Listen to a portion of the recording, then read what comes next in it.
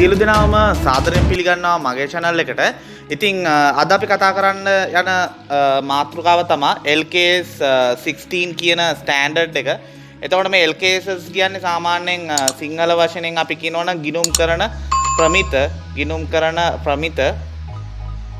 ප්‍රමිත කියන එකට තමයි අපි සාමාන්‍යයෙන් මේ accounting standards කියන්නේ. accounting standards and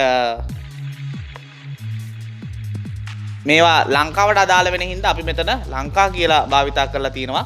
ඒ නිසා අපි මේවා කියනවා ශ්‍රී ලංකා ගිණුම් කරන ප්‍රමිත කියලා. ඉතින් අනිවාර්යෙන් අපි මේ දැනුම අනිවාර්යෙන් A level කරන ළමයෙක්ට, O level කරන ළමයෙක්ට, යුනිවර්සිටි ස්ටුඩන්ට් කෙනෙක්ට, විශේෂයෙන්ම ඉන්ඩස්ට්‍රි එකේ ඉන්න ප්‍රොෆෙෂනල් කෙනෙක්ට, තමන්ගේම ව්‍යාපාරයක් කරන් යන කෙනෙක්ට ඉතාමත් ගොඩක් වැදගත්. ඉතින් LKS අපි ගත්තාම LKS ස්ටෑන්ඩඩ්ස් ගත්තාම ඇත්තටම A level සිලබස් එකට අපි ගත්තොත් LKS අපි 20ක් විතර ඉගෙන ගන්න තියෙනවා. ඊට අමතරව අපි යුනිවර්සිටි ගියොත් මීට වඩා ප්‍රමාණයක් අපිට ඉගෙන ගන්න සිද්ධ වෙනවා අපේ උපාධිය සම්පූර්ණ කිරීම සඳහා. ඉතින් අද අපි කතා කරන්න යන්නේ LKS 16 කියන ස්ටෑන්ඩඩ් එක ගැන. ඉතින් මේ ස්ටෑන්ඩඩ් එක O level කරන කට්ටියටත් A level කට්ටියටත් ඒ වගේම යුනිවර්සිටි ස්ටුඩන්ට්ස්ලාට හැම කෙනෙක්ටම පොදුවේ බලපාන ගණනක් විදිහට අපිට හඳුන්වන්න පුළුවන්. එතකොට මේක යටතේ අපි කතා කරන්න යන්නේ මේ LKS 16 කියන ස්ටෑන්ඩඩ් එක යටතේ අපි කතා කරන්න යන්නේ මොනවා ගැනද? ඒක පළවෙනියෙන් අපි අයිඩෙන්ටිෆයි කරගෙන ඉන්න ඕනේ. ඉතින් මේ LKS 16 කියන ස්ටෑන්ඩඩ් එක අදාළ වෙන්නේ PPE නැත්නම් අපි ඉංග්‍රීසි වලින් කියන property plant and equipment නැත්නම් අපිට සිංහලෙන් කියන්න පුළුවන් දේපල පිරියත හා උපකරණ වලට තමයි මෙන්න මේක මෙන්න මේක අයත් වෙන්නේ. ඉතින් මේක සාමාන්‍ය වචනෙන් අපි කියනවා නම් LKS 16 ස්ටෑන්ඩඩ් එක අපි කතා වෙන්නේ ව්‍යාපාරයක ජංගම නොවනවත්කම් වලට කොහොමද අපි ගිණුම් තබන්නේ කියන එකට. ඉතින් මේකට සාමාන්‍යයෙන් අපි ස්ථාවරවත්කම් කියලාත් කියනවා. එතකොට අපි යම්කිසි ස්ථාවරවත්කමක් මිලදී ගන්නවා නම් එතකොට කොහොමද අපි මේ ස්ථාවරවත්කමට ගිණුම් තබන්නේ කියන එක තමයි අපි මේ LKS 16 කියන ස්ටෑන්ඩඩ් එකෙන් කතා වෙන්නේ. ඉතින් මම මේ සම්බන්ධ මේ ස්ටෑන්ඩඩ් එකේ තියෙන එන්න පුළුවන් ගණන් සියල්ලක්ම සම්බන්ධයෙන් තියෙන ප්‍රශ්න සියල්ලම සම්බන්ධයෙන් කතා කරනවා. ඉතින් මුල සිට අග දක්වා රැඳී සිටින්න කියලා ඉල්ලා සිටිනවා. ඒ වගේම මේකෙදි ගණන් කරනකොට අපි ගාණක් විසඳනකොට අනිවාර්යයෙන්ම මේකේ මුල ඉඳලා අගට බලන්න ස්කිප් කරන්න නැතුව එතකොට ඔයාලට මේකේ සියලු දේම දැනගැනීමේ හැකියාව තියෙනවා කිසිම ප්‍රශ්නයක් නැතුව. හරි. එතකොට අපි කිව්වා LKS 16 ස්ටෑන්ඩඩ් එක අපි කතා කරන්න යන්නේ ජංගම නොවන වත්කම් පිළිබඳව. ඉතින් ජංගම නොවන වත්කම් වලට කලින් අපි දැනගන්න ඕනේ වත්කම් කියන්නේ මොකක්ද කියලා. එතකොට වත්කමක් කියලා පුතා අපි සාමාන්‍යයෙන් ව්‍යවහාරයේ හඳුන්වන්නේ මේකට සාමාන්‍යයෙන් අපිට යම්කිසි ආර්ථික ප්‍රතිලාභයක් තියෙන දෙයක් තමයි අපි වත්කමක් කියන්නේ. ගිණුම් කරණයේදී වත්කමක් කියන්නේ සාමාන්‍යයෙන් ප්‍රධාන වශයෙන් කොටස් කිහිපයක් අපි සැලකිල්ලට ගන්නවා. ඒ කොටස් ටික තියෙනවා නම් ඒ දේ අපි වත්කමක් කියලා හඳුන්වනවා. උදාහරණයක් විදියට යම්කිසි දෙයක් වත්කමක් වෙන්න ඒකේ අයිතිය අපිට තියෙන්න ඕනේ. එතකොට පළවෙනි දේ තමයි අයිතිය තියෙන්න ඕනේ.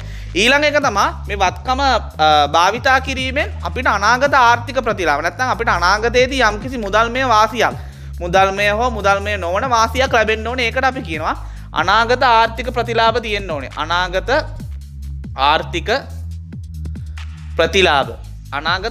ප්‍රතිලාභ තියෙන්න ඕනේ.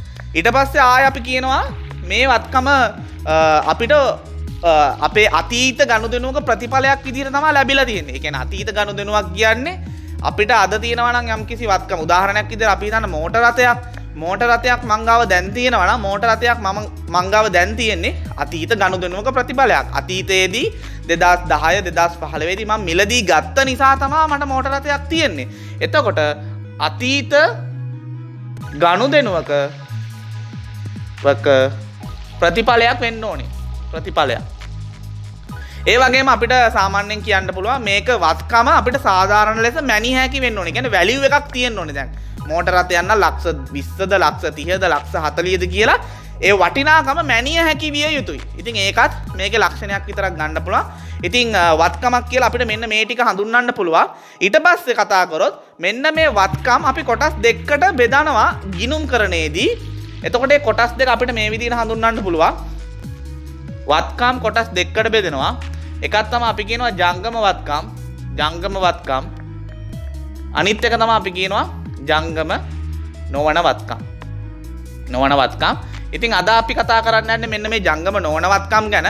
ඉතින් ඊට කලින් අපි දැනගන්න පැන්නේ වත්කම් වලින් ජංගම වත්කම් කියන්නේ මොනවද? ජංගම නොවන වත්කම් කියන්නේ මොනවද කියලා. ජංගම වත්කම් කියන්නේ අපේ ව්‍යාපාරයේ ගොඩක් වෙලාවට අවුරුද්දකට වඩා අඩු කාලයක් පවතින වත්කම් අපි හඳුන්වනවා ජංගම වත්කම් කියලා. උදාහරණයක් විදිහට අපිට දාන්න පුළුවන් ව්‍යාපාරයේ වෙළඳ භාණ්ඩ තොගය. එතකොට ව්‍යාපාරයේ ණය ගැතියෝ ඉන්නවා නම් අන්නේ ණය ගැතියෝ. ඒ වගේම ව්‍යාපාරයේ මුදල් ශේෂය, බැංකු ශේෂය අන්න ඒවා ජංගම වත්කම් විදිහට හඳුන්වන්න පුළුවන්. ජංගම නොවන වත්කම් කියන්නේ එතකොට මං කෝවා ජංගම වත්කමක් කියන්නේ ව්‍යාපාරයේ අවුරුද්දකට වඩා අඩු කාලයක් තියෙන. ජංගම නොවන වත්කම් කියන්නේ ව්‍යාපාරයේ අපි අවුරුද්දකට වඩා වැඩි කාලයක් අපි පාවිච්චි කරන්න බලාපොරොත්තු වෙනවා. උදාහරණයකට අපි ගොඩනැගිල්ලක් ගත්තොත් අනිවාර්යෙන් අවුරුද්දකට වඩා වැඩි කාලයක් අපි භාවිතා කරනවා. මෝටර රථයක් අන්න ඒ වගේ දේවල් අපි අවුරුද්දකට වඩා භාවිතා කරන උදාහරණයක් අපි දාන්න පුළුවන්. ඉඩම්, ගොඩනැගිලි යන්ත්‍ර, මෝටර රථ,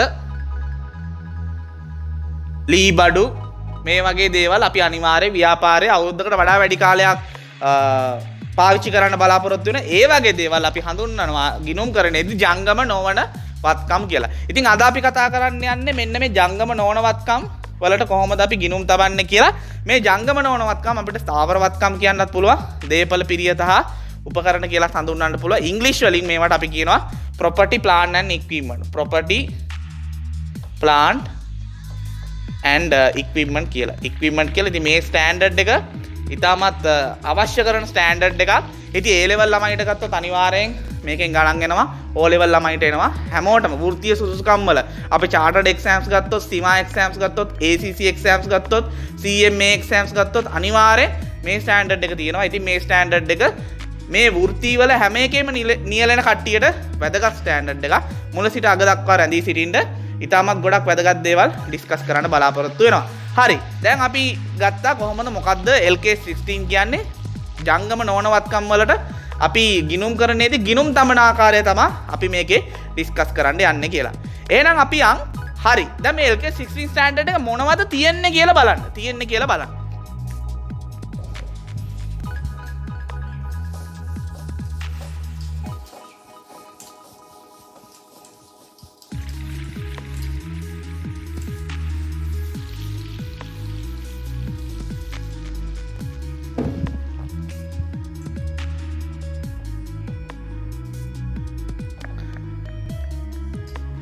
හරි. එතකොට LK16 ස්ටෑන්ඩඩ් එකේ අපි පළවෙනියෙන්ම කතා කරන්න යන්නේ අපි යම්කිසි ජංගම නොවන වත්කමක් හරි තාවර වත්කමක් හරි මිලදී ගන්නකොට අපිට අනිවාර්යෙන් අපේ questions වල නැත්නම් අපේ විභාගයේ ප්‍රශ්නවලදී අපිට අහනවා මේ ස්ථාවර වත්කමේ පිරිවැය ගණනය කරන්න කියලා. එතකොට පළවෙනි එක තමයි ජංගම නොවන වත්කමේ පිරිවැය ගණනය කිරීම. ඉතින් ඕක අපි අද අපි ඉගෙන ගන්න යනවා මේ වීඩියෝ එකෙන් කොහොමද ජංගම නොවන වත්කමක පිරිවැය ගණනය කරන්න කියලා. අපි ඉතින් ඉංග්‍රීසි වලින් මේකට කියනවා අපි cost එක කැල්කියුලේට් කරන්න යනවා මේ fixed asset එකේ කියලා. ඊට පස්සේ අපිට මේ පිරිවැය ගණනය කිරීමට අමතරව අපිට ආවිසඳන්න වෙනවා ප්‍රශ්න වගේක්. ඒවා අපිට රිලේට් කරන්න පුළුවන්, ඒවා අපිට සම්බන්ධ කරන්න පුළුවන් share වීම් වලට. එතකොට මේ share වීම් කියන එක අපි ගණනය කරන්න ඕනේ. එතකොට මේ share වීම් ගණන් කරන්න අපිට විවිධ ක්‍රම තියෙනවා. විවිධ percentage use කරන්න වෙනවා, formulas තියෙනවා. ඒ ඔක්කොම අපි ඉගෙන ගන්න යනවා. ඉතින් ජංගම නොවන වත්කමක share වීම් ගණන් කරන්නදී share වීම් කියන්නේ සාමාන්‍යයෙන් වත්කමක් අපි භාවිතයේදී share වෙනවානේ, ගෙවි යනවා, වැහැරෙනවා. ඉතින් අන්න ඒ වගේ දේවල් තමයි අපි share වීම් කියලා කතා කරන්නේ. ඉතින් share වීම් ගැනත් අපි මේ ස්ටෑන්ඩඩ් එක අනිවාර්යෙන් කතා කරන්න ඕනේ. ඉතින් මේකට අපිට ඉංග්‍රීසි වලින් ගත්තොත් කියන්නේ depreciation කියලා. ඉතින් ඒක ගැනත් අපි මෙතනදී කතා කරන්න යනවා. තුන්වෙනි එක අපිට ගන්න පුළුවන් සාමාන්‍යයෙන් ගිණුම් කරණයේදී කියනවා ඔයාට මොඩුල්ස් දෙකක් භාවිතා කරන්න පුළුවන්. එක මොඩුල් එකක් තමයි ඔයාට මේ වත්කමේ පිරිවැය භාවිතා කරන්න පුළුවන් ගිණුම් තියන්න. නැත්නම් ඔයාට වත්කමේ ප්‍රත්‍යාකරණාංගය භාවිතා කරන්න පුළුවන්. එතකොට මොකද්ද මේ ප්‍රත්‍යාකරණාංගය කියන්නේ? ඒ කියන්නේ අපි හැම වෙලෙම මේ වත්කමේ මිල නැත්නම් වැලියු එක හැම වෙලෙම අපි අප්ඩේට් කරන්න ඕනේ. දැන් උදාහරණයක් විදිහට පුතාලා ඔයාලගේ ෆෝන්ස් හැම වෙලෙම අප්ඩේට් කරන්නේ අලුත්ම දේවල් ලබා ගන්නනේ.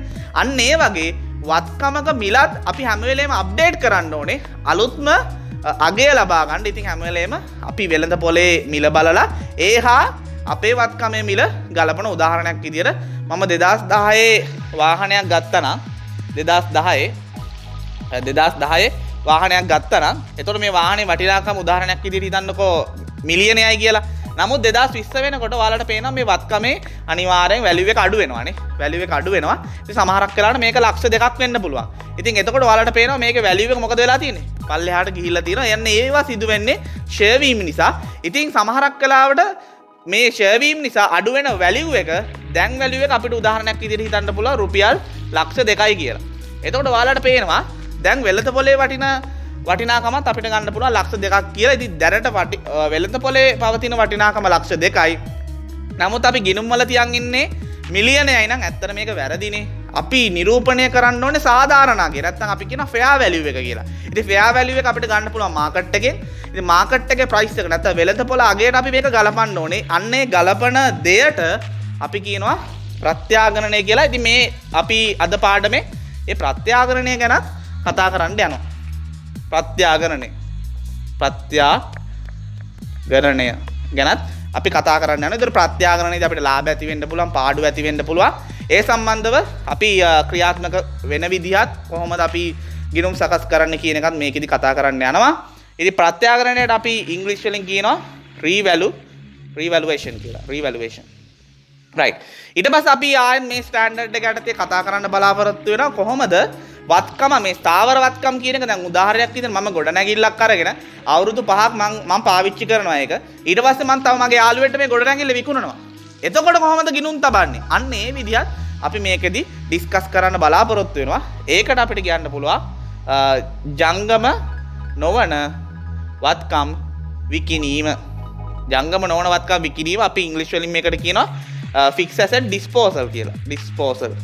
ඉතින් මේ සම්බන්ධයෙන් අපි කතා කරන්න යනවා. එතකොට ඔයාලට පැහැදිලි අපි මේ ස්ටෑන්ඩඩ් එකෙන් අපි මේ වීඩියෝ එකෙන් කතා කරන්න බලාපොරොත්තු වෙනවා. ජංගම නොවන වත්කමක කොහොමද පිරිවැය ගණන් කරන්නේ? කොහොමද මීට අදාළව ෂෙයා වීම ගණන් කරන ක්‍රම මොනවද? සහ ෂෙයා වීම ගණන් කරන්නේ කොහොමද? සහ මේ වත්කම ප්‍රත්‍යාගණනය කරන්නේ කොහොමද? සහ ප්‍රත්‍යාගණනයේදී අපිට ඇතිවන ගැටලු මොනවද? සහ ඒවා ඇඩ්ජස්ට් කරන්නේ කොහොමද? සහ ජංගම නොවන වත්කම් විකුණන්නේ කොහොමද කියන මෙන්න මේ ඒරියාස් ටික මම මේ ස්ටෑන්ඩඩ් එක යටතේ කතා කරන්න බලාපොරොත්තු වෙනවා. ඉතින් මුල ඉඳලා අග වෙනකන් රැඳී සිටින්න කිසිම දෙයක් ස්කිප් කරන්න එපා. මොකද හැම දෙයක්ම එක හා වැදගත් වෙනවා. ඉතින් මුල සිට අග දක්වා වීඩියෝ එකත් එක්ක රැඳී සිටින්න මේ සියලුම දේ අපි සාකච්ඡා කරනවා. හරි. එහෙනම් අපි යන් අපේ පළවෙනි එකට කොහොමද ජංගම නොවන වත්කමක පිරිවැය ගණන් කරන්න කියන එකට අපි යන් ගාණක් ඇසුරෙන් අපි ඒක ඩිස්කස් කරමු.